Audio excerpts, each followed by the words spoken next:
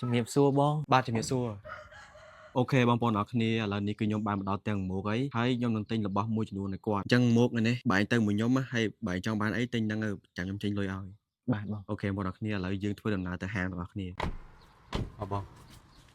បែងចង់បានទូឯឥឡូវខ្ញុំជូនមកដល់កន្លែងលក់ទូឯហើយអីវ៉ាន់ក្នុងហ្នឹងមានច្រើនប្រភេទហ่ะបែងចង់បានអីទៅទៀតចាំប្រាប់ខ្ញុំមកណាខ្ញុំចង់បានតែទូឯងបងឥឡូវចូលមើលសិនណាគីឡូបាយស្រឡាញ់ផ្សេងទៀតខ្ញុំទិញឲ្យវាសួរជំរាបសួរបងបងមានតម្រូវការសេវានេះទៀតដែរនេះគាត់ចង់បានទូកៅអៅហើយយកស្ប្រាយពុនគាត់ណាមានបងមាន លើបាយមើលនេះ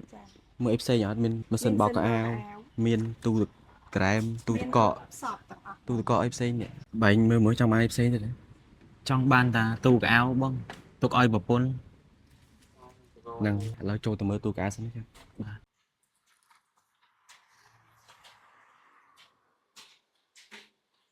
នេះបែងមើលខែកន្លែងសំរុំណាចង់បានដែរស្អាតស្អាតណាស់បងតែចង់បានតាទូកៅអៅមួយ បងទូនឹងតម្លៃមិនដែរអូប្រភេទទូតម្លៃសមរម្យអូនតម្លៃទូថ្លៃសម្រាប់ខាងហាងយើងមាន free សេវាដឹកទៅដល់ទីតាំងតម្លើងឲ្យ free អត់គិតលុយទេស្អាតហ្នឹងហ្នឹងហើយតែបើសម្រាប់ប្រភេទអស់នេះវិញតម្លៃទូថ្លៃមែនតើអានេះតែ125ឯងខនាត3បើកឡើយចេះខ្ញុំសុំដើរមើលមួយជុំសិនណាអ្នកគាត់គីឡូគាត់ត្រូវម៉ូតផ្សេងបាទទៅការសាឡុងអីក៏យើងមានដែរម៉ូតផ្សេងទៀតហ្នឹងហើយ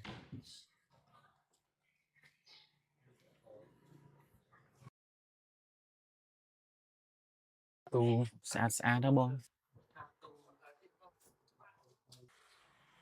គិតទៅកន្លែងគាត់អីក៏មានលក់ដែរណាខ្ញុំចង់បានអាមួយនេះបងតម្លៃវាដូចម្ចាស់ហាងបងគាត់ប្រាប់អញ្ចឹងទូថ្លៃទេ125អានេះបើបានកតិតកូនខ្ញុំ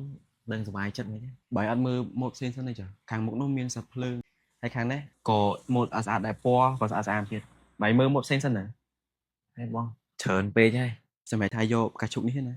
បាទអាហ្នឹងក៏បានដែរបងអញ្ចឹងអូនវ៉ាន់ទិញមិញអស់ប៉ុណ្នេះណាអរគុណច្រើន